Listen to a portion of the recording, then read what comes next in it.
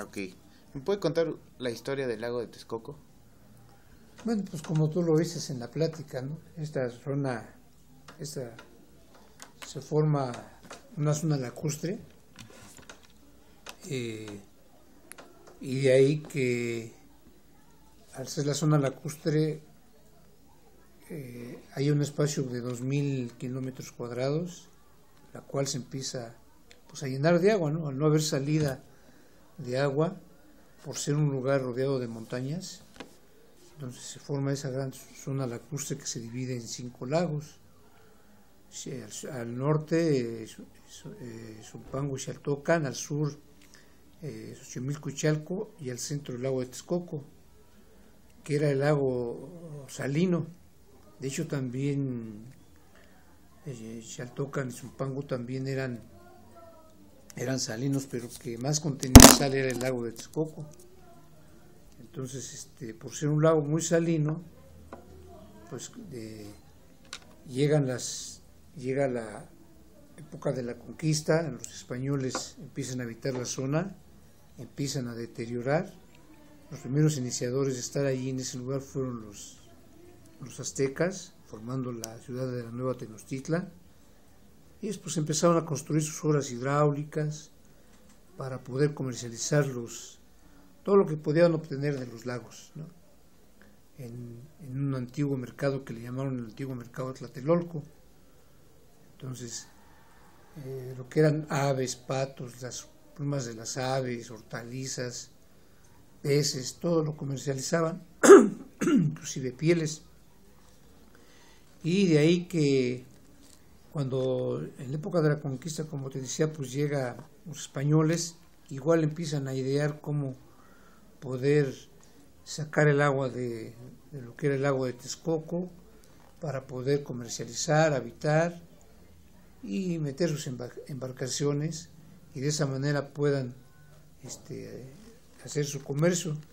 Entonces, bueno, ellos nunca se imaginan que al destruir esta zona, nunca se imaginaron que al destruir este lugar iba a ocasionar un ambiente ambiental, lo que es la Ciudad de México y algunos de sus alrededores. Entonces así fue. Entonces ellos deterioran esto y sacan todo el agua, la sal que contenía el lago de Texcoco. Al secarse el lago, pues queda depositada en el suelo. Entonces de ahí que al quedar depositada en el suelo no hay crecimiento de vegetales, ¿sí? También los rayos del sol, los fuertes vientos, las aguas negras que desembocaban a este lugar, que venían de la zona del sur, no tenían conductos donde dirigirse. Entonces también llegan y se quedan en la zona. Entonces todo este movimiento, todo este aspecto hace que haya problemas de salud hacia la Ciudad de México, originada por unos fuertes vientos que se llamaban tolvaneras. Entonces ese fenómeno empieza a traer todo ese foco de infección a la Ciudad de México, ya el suelo erosionado. Entonces pues ya empieza a haber problemas oculares, respiratorios, gastrointestinales, e inclusive el aeropuerto se llegaba a cerrar por un espacio de 2 a 3 horas por no tener buena visibilidad. Cuenta por ahí la gente que era desviado los vuelos, ya sea a Toluca o a Puebla, por ese tipo de problema. Entonces ya con el paso del tiempo, pues empieza a ver, el gobierno empieza a pensar de qué manera atacar este foco de infección. Y pues primero se dan cuenta que es de aquí, del lugar de la zona donde estaba el lago de Texcoco. Y para 1971 se crea el proyecto Lago de Texcoco, con la finalidad de combatir este problema ambiental. Y así fue, se crea el programa Lago de Texcoco, proyecto Lago de Texcoco. Lo crea la Secretaría de Recursos Hidráulicos, fueron los iniciadores, y ya después se empezó a absorber con agua. Junto con Semarnat trabajamos. Y se empezaron a hacer lavado de suelos a manera de poder pegar un poco de vegetal dentro de la zona. Se buscaron técnicas y esa fue la que se encontró, lavar el suelo. Hay un aplicador que se utiliza, que es un químico que es la cal, y el lavado de suelos para retirar un poquito la sal, retirarla, no quitarla porque no se le puede quitar, es un suelo ya natural. Entonces ya empieza a hacerse el lavado de suelos, se empieza a buscar qué tipo de vegetal pega en la zona y se encuentra con un pasto halófito. Este pasto halófito, la palabra quiere decir que aguanta grandes concentraciones de sal. Entonces este pasto se empieza a pegar por capas en la zona, después de darle lavado de suelos. De ahí que al haber ya una capa suficiente de pasto, también se empieza a buscar qué tipo de árboles de forestación se puede pegar en la zona. También se buscan especies, se encuentran dos, que es la casuarina y el tamaris, también plantas halófitas. Este último es originario del norte de África.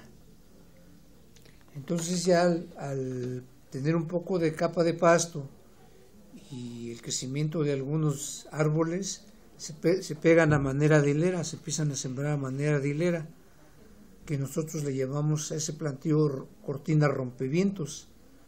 ¿Qué función tuvo de inicio esa acción?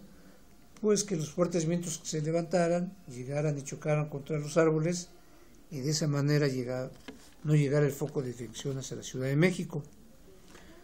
También se empiezan a crear plantas de tratamiento, canales, drenes generales para poder llevar esta agua que ya no se encharcara dentro de la zona, y se crean estos canales para llevar esta agua hasta el estado de Hidalgo, a una planta que se llama Endo. Hasta allá se lleva el agua negra que pasa aquí por la zona, que viene de la zona del sur, de Churubusco, de Tasqueña, de Universidad. En su mayoría esta agua es de origen doméstico, ¿sí? Su tratamiento es más fácil. Entonces pasa por aquí por la zona y nosotros metemos hacia la zona 1500 litros por segundo, y es lo que tratamos en las diferentes plantas de tratamiento que tenemos, que son tres. La primera es a nivel biológico, físico. Esta planta trabaja de la siguiente manera. El canal, cuando viene cargado de muchos artículos grandes y pesados, bajamos unas compuertas para que todos los artículos, como son una lavadora, una estufa, un refrigerador, un cadáver de un humano, de un perro, un tinaco, un sillón, bajamos esas compuertas y detiene todos estos sólidos grandes y pesados. Y en la parte donde están las bombas que jalan el agua, tenemos unas rejillas que tienen 5 centímetros de espesor, de pulgadas de espesor, hasta 2,5, y esas rejillas detienen todo lo más pequeño, todos los sólidos pequeños, como son pañales desechables, envases, vasos, todo lo más pequeño. De ahí que es la filtración. Aquí en esta planta, ya cuando se limpió esa parte, contamos con 5 bombas de 150 caballos de fuerza, y son las que inyectan, las que jalan el agua, y 1500 litros 1000 litros van a dar a la planta de tratamiento por lodos activados y 500 a lagunas facultativas. Entonces, bueno, esta agua que ya se le quitó toda la basura, todos los sólidos, llega a la segunda planta de tratamiento, que es a nivel biológico, que es la planta de tratamiento por lagunas facultativas. Esta laguna mide 64 hectáreas, tiene profundidades de 1,5 metros y consta de lagunas primarias y lagunas secundarias. Entonces aquí el tratamiento se hace por medio de la naturaleza. Es una planta hecha a manera de medio círculo, Y bueno, pues ahí lo que hace es que el agua al entrar, viniendo de obra de toma, al entrar a la planta de lagunas facultativas, se está 9 días en lagunas primarias, donde los rayos del sol penetran en esas lagunas primarias y empiezan a darle vida a las lagunas, a las bacterias, a las algas verdes, a las algas verdes. Esas algas verdes se encargan de oxigenar toda la parte de arriba y se empiezan a dar las bacterias aerobias. En la parte de abajo, donde se carece de oxígeno, donde están los lodos que se acumulan, se dan las bacterias anaerobias, que son las que pueden vivir sin oxígeno. Y en la parte del centro se dan las bacterias facultativas, de ahí el nombre de la planta. Esta planta se hizo, ese diseño se hizo pues porque da la facilidad de tratar los 500 litros por segundo en la construcción. Una planta de ellas parecida a esta también está en Israel, en Tel Aviv, parecida a la que tenemos nosotros. Y ya a los 9 días que se está el agua que va entrando a lagunas primarias, el día 10 pasa a lagunas secundarias. Hace un trayecto de 14 días hasta llegar al canal central, donde el agua que ya se trató en esos 14 días que restaban, ya sale el agua ya sale el agua tratada para el riego de la zona, ¿sí? Para las 14.438 hectáreas de la zona que consta el lago de Texcoco. Lo que quiero decir con esto es que una gota de agua que entra a lagunas facultativas sale en 23 días. O sea, tratamos 500 litros por segundo en 23 días. ¿Sí? Esa es una laguna a nivel biológico. Y contamos con otra planta de tratamiento también a nivel biológico, pero a esa planta le llamamos la planta por lodos activados. Esta planta, igual de obra de toma, vienen los otros 1.000 litros restantes que se tratan ahí en esta planta de lodos activados, y consta también de 3 módulos que son sedimentador primario, tanque de aireación y sedimentador secundario. El sedimentador primario pues retiene ahí todos los lodos, o sea, el agua llega con fuerza, choca contra la pared de concreto que tenemos ahí en la zona, que es la planta de lodos activados, se estabiliza el lodo, le damos una duración de aproximadamente de 2 horas y de ahí pasa al tanque de aireación. Ahí en el tanque de aireación contamos con aireadores que están oxigenando el agua por la parte de arriba. Sí, son unos aireadores que son movibles, y el tratamiento ahí, en ese espacio le damos 4 horas, a manera de que esté trabajando los aireadores y le estén dando vida a las bacterias aerobias. Ahí se producen puras bacterias aerobias, ¿sí? Porque pues de hecho es mucha oxigenación la que hay y están degradando la materia orgánica. Después de esas 4 horas pasamos al sedimentador secundario, donde todas esas bacterias o lodos que se forman se quedan en la parte del centro, se separan del agua. Tenemos como ¿cómo te diría?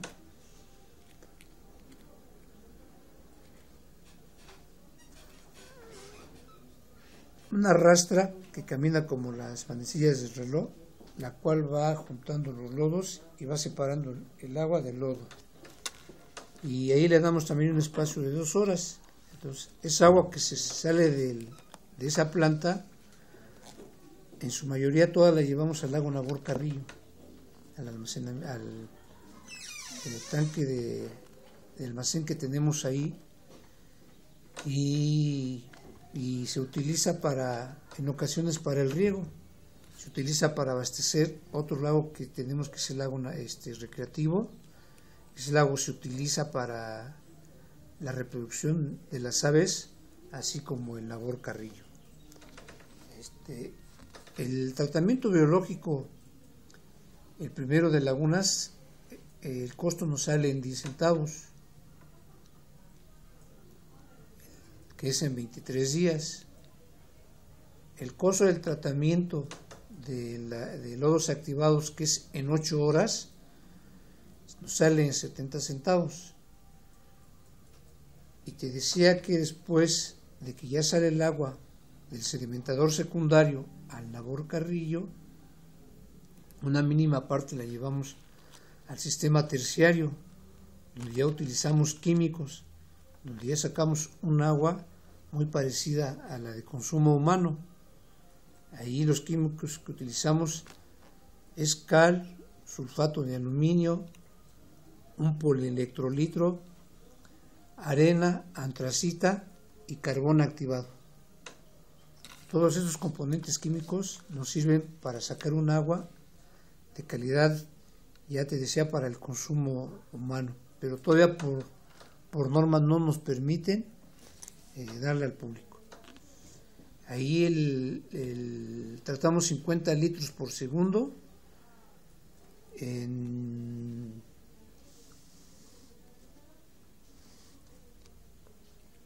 hora y media, y ahí la tenemos nosotros, no podemos darla al público. Entonces ya de ahí, esta agua que llevamos de plantas, de la planta de lodos activados, la almacenamos en el lago Nabor Carrillo, que es un embalse artificial que mide 1000 hectáreas, le caben 36 millones de metros cúbicos, y esa agua la almacenamos ahí y la tenemos, a veces te digo, se ocupa para el riego, y en su mayoría la tenemos para que las aves que vienen a visitarnos en los meses de octubre y se van en el mes de marzo, se queden a invernar, a reproducirse. Son aves que vienen del Canadá, de Alaska y de los Estados Unidos. Asimismo, te decía, el lago recreativo es un lago que se utiliza para la reproducción de aves y su estancia de las aves que vienen. Ya dirigiéndonos hacia la parte de lo que es la plantación de los árboles como del pasto, contamos con un vivero que mide aproximadamente 5 hectáreas a 6. Podemos dar una producción de 5 millones de plantas al año. En la actualidad se da una cantidad de millón a millón y medio, según lo requiera el trabajo. Y este vivero pues trabaja de la siguiente manera. Nosotros se da de dos maneras: sexual y asexual. Sexual es por medio de semilla, va y se recolecta semilla al campo, se mete a las camas de germinación, se está un aproximado de 6 a 8 meses y ya se saca al campo, a la tierra, a que se empiece a habituar al tipo de tierra que tenemos en la zona, y de ahí se lleva a plantar a los lugares donde se requiere. Y por medio asexual se da por medio de una vareta. Ya los encargados de esa zona tienen localizados árboles donde se pueden cortar las varetas de aproximadamente metro y medio, y de ahí de esa vareta se hacen cortes de 12 centímetros a 15. Entonces ya se cortan verticalmente las varetas. De inicio se meten en un envase, el que le llamamos envase forestal, un envase de plástico. Se le aplica un enraizador, se le aplica tierra lama, tierra que traemos del monte, y en la parte de arriba donde fue el corte se le aplica una pintura vegetativa a manera de que no se deshidrate la vareta. Entonces se queda allí en la zona que es ya el suelo del vivero. Su mantenimiento es riego constante como removimiento de tierra. También se da un tiempo aproximado de 6 a 8 meses que la planta tenga un crecimiento de arriba de 1 metro hasta 1,5 metros o menos, y ya esa planta se supone que ya está lista para irse a sembrar en la zona. Te voy a decir que de esas 700, 800 que se puedan sacar en el tiempo que el biólogo encargado le den de plazo para poderse ir a sembrar, que esté en tiempo, un 70% es el que pega. No en su mayoría todas pegan. ¿Por qué? Porque hay lugares donde está más concentrado la sal, ¿sí? Te vuelvo a repetir, es un lugar altamente salino. Se ha comprobado que contiene 3 veces más de sal que el agua del mar. Entonces, pues sí es muy, muy difícil que a la primera pegue. Entonces hay que estar constantemente con la gente que trabaja allí en el vivero, compañeros, que estén constantemente dando vueltas para estar al pendiente de que esa planta esté dando. Así es. De hecho, ya cuando vemos que la planta no pegó, no se da, la regresamos y la usamos como sustrato ahí en el vivero. Nosotros no desperdiciamos absolutamente nada. Todo lo que se pueda obtener y nos sirva, lo utilizamos. Y te digo, finalmente, pues de esa manera es como trabaja el proyecto. Somos un aproximado de 470 gentes, entre técnicos, administrativos, y gente de campo que día con día pues está exponiendo su vida ahí, porque es la realidad, ¿no? Son gente que tiene que estar al pendiente de que no haya fugas, de que las plantas estén trabajando bien, de que no haya un motor que esté dentro del área que se afecte, porque ya afecta el sistema, ¿no? Entonces, a grandes rasgos eso, y nosotros somos una parte del proyecto que es el Departamento de Difusión y Educación Ambiental, que está a cargo de la bióloga Emma Cortés, que es la encargada del departamento, el técnico Luis Gel Victorín, también es un compañero que está integrado, así como Fernando, también otro técnico que también está con nosotros, y yo, un servidor, Miguel Martínez, técnico en campo. Y bueno, nuestra labor es trabajar con estudiantes, con televisoras, con periodistas, escuelas desde preescolar hasta superior, y es nuestro trabajo que tenemos difundir el trabajo que se hace dentro del proyecto Lago de Texcoco. Okay. ¿Tiene proyección a nivel mundial el proyecto? Sí, han venido gentes de otros países a conocer el lugar. Una, sobre todo, les interesa el tratamiento del agua.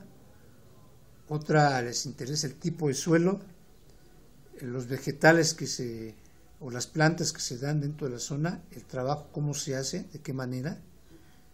Y sí ha habido interés en países. Voy a mencionar Japón, Alemania también ha venido, y por ahí biólogos que vienen a veces de aquí de los Estados Unidos a ver la fauna que tenemos dentro de la zona, cómo se desenvuelve y cómo pueden vivir en un lugar así, ¿no? O sea, de hecho nunca el diseñador del proyecto, que fue el ingeniero Nabor Carrillo, nunca se imaginó que el hacer el lago volviera a traer a las aves, ¿no? Regresaran, porque pues era un desierto aquí, realmente era un desierto, y allá no había nada. Entonces él nunca se imaginó eso. Y él lo hizo por unas razones. La primera, de secar, no estar utilizando el agua de buena calidad para el riego, porque ya el meter una capa de vegetal dentro de la zona implicaría riego constante. Entonces, para ese riego constante tendrías que sacar agua de los mantos acuíferos, de los pozos, y esa agua es de utilidad para el humano. Entonces él, ya viendo la problemática que ya cada día tenemos menos agua, entonces él pensó de qué manera podía combatir esta situación. Él empieza a proyectar lo que era el lago. Te voy a repetir, el lago mide 1000 hectáreas, le caben 36 millones de metros cúbicos, tiene profundidades de metro, metro y medio en la orilla, hasta 4 o 5 metros en la parte del centro. Entonces lo hizo hizo pruebas con dinamita, hizo pruebas con maquinaria, y la prueba que le funcionó y fue la adecuada fue extraer agua de los mantos acuíferos de esa zona de donde está el lago. Aproximadamente durante 6 años, 180 pozos estuvieron sacando el agua del subsuelo y se hundió el suelo. En la Ciudad de México se ha comprobado que de 12 a 14 centímetros se hunde la Ciudad de México, más en la parte de allá de Xochimilco, Chalco. Entonces, él vio ese detalle, ya lo había contemplado. Entonces, el estar ocupando el agua de buena calidad no convenía. Entonces, pues prueba de ello es que ve a Bellas Artes, a la Basílica, a la Catedral. Son edificios que se están hundiendo. ¿Por qué? Porque cada día estamos deshidratando el suelo. ¿Sí? Entonces, pues esa es la consigna esa fue su consigna de él, y bueno, pues afortunadamente resultó, ¿no? Tenemos una avifauna muy extensa, y como te digo, de hecho viene mucha gente de la universidad, del Politécnico, estudiantes de cualquier nivel, periodistas, revistas, que les interesa mucho el proyecto, saber, ¿no? Saber cómo está trabajando, cómo está funcionando. Desde inicio, cómo empezó, y hasta nuestros días, qué avances hay, ¿no? Entonces yo te puedo decir que aproximadamente de las 14.338 hectáreas, 6.500 hectáreas ya están pastizadas y forestadas. Hoy ya contamos con algunas zonas boscosas, y ya no sembramos mucho a manera de hilera, sino a manera de bosque. Entonces es el trabajo del proyecto. Por ahí algo que nos recomienda siempre nuestra autoridad es que en las pláticas que se den a la gente siempre vayan encaminadas a la cultura del agua, al cuidado, mejoramiento del agua. Ese es el mensaje del gerente de Conagua. Okay. Me estaba comentando que hay un ave que se quedó ahí, bueno, que llegó, es un cisne al parecer. Bueno, ¿Cómo llegó? Hace como 13 años aproximadamente llegó un flamingo. O sea, de hecho nunca supimos el tiempo o el día, la hora en que llegó. Lo que sí nos dimos cuenta es que sí vimos que era algo extraño a las aves que normalmente vemos. Entonces este animalito se quedó, no supimos de dónde se fugó, de un zoológico, de un parque, no supimos de dónde se fugó. La cosa fue que encontró su hábitat aquí, y ahorita él llegó así como con un plumaje blanco, y hoy ya tiene su plumaje normal que tienen los flamingos, ¿sí? Con un color rosadito. Y hace aproximadamente 2 años llegó otro. Nos imaginamos que este es más joven porque igual trae un plumaje así medio blanquito, y también ya se acopló con el otro, andan juntos, pero también no sabemos su descendencia, cómo llegó, no sabemos, pero qué bueno que han encontrado aquí el hábitat para ellos, y estar compartiendo lo que es todo este lago con el diferente tipo de especies de aves que tenemos al año. ¿Qué tipo de aves llegan? Pues en su mayoría son aves de ribera, patos, como los que vienen de Canadá y de Alaska, pelícanos, son los que más llegan en abundancia. Si nosotros hacemos un conteo de aves mensualmente, donde se está llevando un conteo de las aves que están en un tiempo y en qué tiempo se empiezan a ir. No te puedo decir en cantidad porque, bueno, ahorita si tienes la oportunidad que la bióloga te comente, ella es la que lleva bien el récord. Y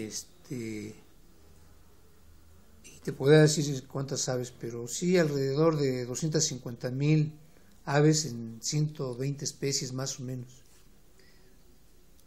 Y en todo el año, lo que es todo el año, porque unas son de invierno, otras son de primavera, en fin. Así es. Bueno, y por último, ¿me podría hacer una reflexión sobre la recuperación? Invitar a las personas que cuiden el medio ambiente.